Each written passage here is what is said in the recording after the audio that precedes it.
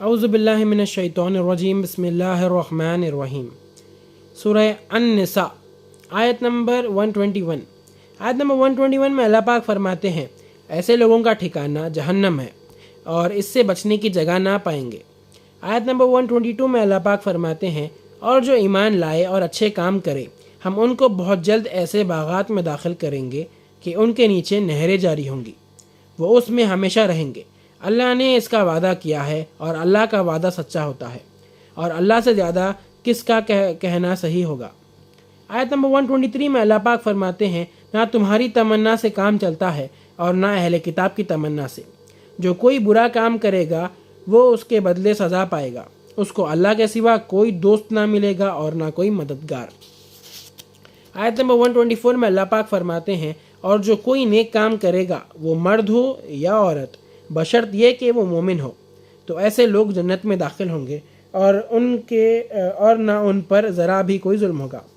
آیت نمبر 125 میں اللہ پاک فرماتے ہیں اور اس سے اچھا کس کا دین ہوگا جو اپنا رخ اللہ کی طرف کرے اور وہ مخلص بھی ہو اور وہ ملت ابراہیم کے اتباع کرے جس میں کجی یعنی خرابی کا کام نہ ہو، اور اللہ نے ابراہیم علیہ السلام کو خالص دوست بنایا تھا۔ آیت نمبر 126 میں اللہ پاک فرماتے ہیں اور اللہ ہی کی ملکیت ہے جو آسمانوں اور زمینوں میں ہے، اور اللہ تمہارے تمام چیزوں کو اپنے حوالے لیے ہوئے ہے۔ آیت نمبر 127 میں اللہ پاک فرماتے ہیں اور لوگ آپ سے یتیم عورتوں کے بارے میں دریافت کرتے ہیں، آپ کہہ دیجئے اللہ ان کے بارے میں تم کو حکم دیتا ہے کہ وہ آیت بھی جو قرآن کے اندر تم کو پڑھ کر سنائی جاتی ہے جو ان یتیم عورتوں کے بارے میں ہے جن کو تم ان کا مقرر حق نہیں دیتے اور چاہتے ہو کہ ان سے نکاح کرو، اور کمزور بچوں کے بارے میں اور یتیم بچوں کے ساتھ انصاف کرو، اور تم جو نیک کام کرو گے اس کو اللہ خوب جانتا ہے۔ اس کے بارے میں آلریڈی اللہ تعالیٰ پہلے کے جو آیتوں میں بتا چکے ہیں۔ اللہ تعالیٰ سورہ آل عمران میں ہے اس کے بارے میں۔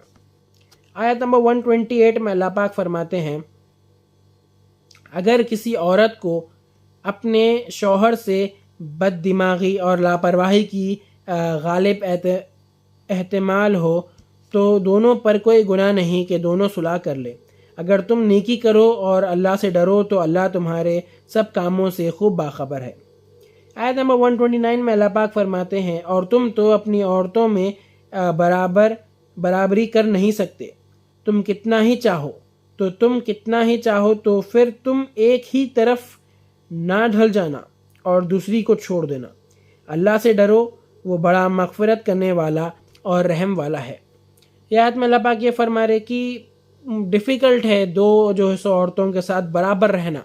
دونوں کے ساتھ اللہ تعالیٰ یہ آیت میں صاف بول رہے کہ تم دونوں کے ساتھ انصاف نہیں کر سکتے، تم ایک کی طرف ڈھل جاتے، کیسا بھی تم ایک کی طرف ڈھل جاتے دوسری کو چھوڑ دیتے، تو ایسا نہیں کرنا، بلکہ اللہ تعالیٰ صاف یہ آیت میں مینشن کر دے رہے اس چیز کو کہ تم ایک عورت رہن دو، تمہاری ایک سے زیادہ عورت رہن دو، تم برابری کرنا، وہ جو کہ تم نہیں کر سکتے۔ اللہ تعالیٰ اس میں کلیئر بول دے کہ تم نہیں کر سکتے برابری۔ بلکہ آیت نمبر 130 میں اللہ پاک فرماتے ہیں اگر دونوں میاں بیوی جدا ہو جائے تو اللہ اپنی وسعت سے ہر ایک کو بے فکر کر دے گا، اور اللہ بڑی وسعتوں کا مالک ہے اور بڑی حکمتوں والا ہے۔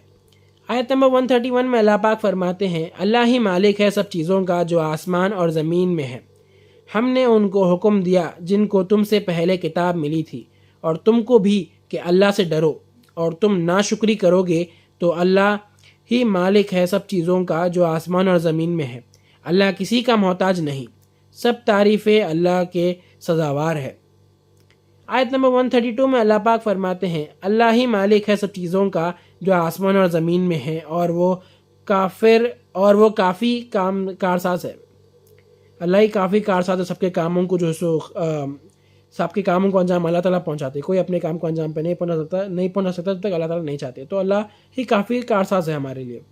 آیت نمبر 133 میں اللہ پاک فرماتے ہیں اگر وہ چاہے اے لوگوں تم سب کو مار دے اور دوسروں کو لائے، اللہ تو اس پر پوری قدرت رکھتا ہے۔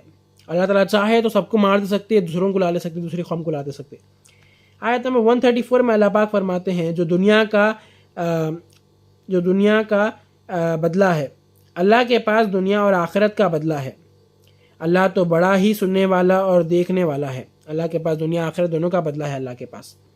آیت نمبر 135 میں اللہ پاک فرماتے ہیں مومنو تم انصاف پر قائم رہنے والے بنے رہو، اللہ کے لیے گواہی دینے والے رہو، اپنی ہی ذات پر ہو یا والدین اور رشتہ داروں کے مقابلے میں ہو، امیر ہو یا غریب، اللہ تو دونوں ہی کا خیر خواہ ہے۔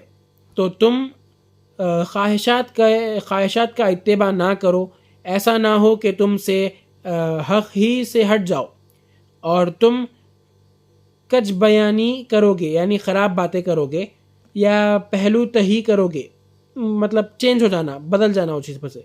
اللہ تمہارے عمل کی پوری خبر رکھتا ہے۔ اللہ تعالیٰ بول رہی ہے آیت میں کہ تم جو ہے سو حق پہ قائم رہو، گواہی دیتے رہو اس چیز کی، اور انصاف کی گواہی دو۔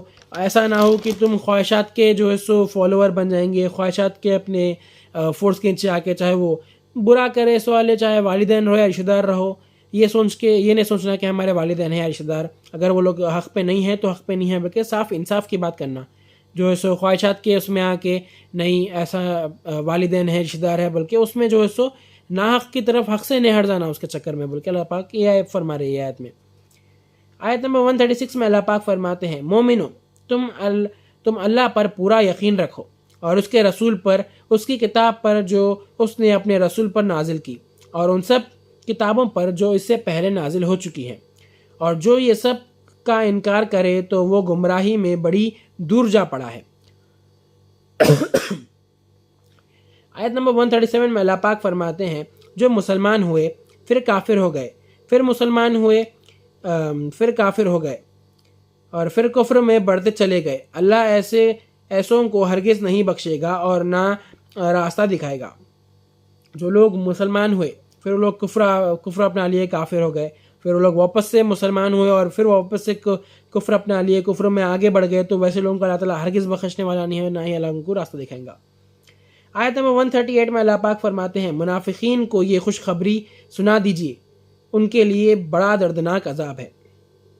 آیت نمبر 139 میں اللہ پاک فرماتے ہیں وہ منافق جو مسلمانوں کو چھوڑ کر کافر کو دوست بناتے ہیں، کیا ان کے ساتھ رہنا چاہتے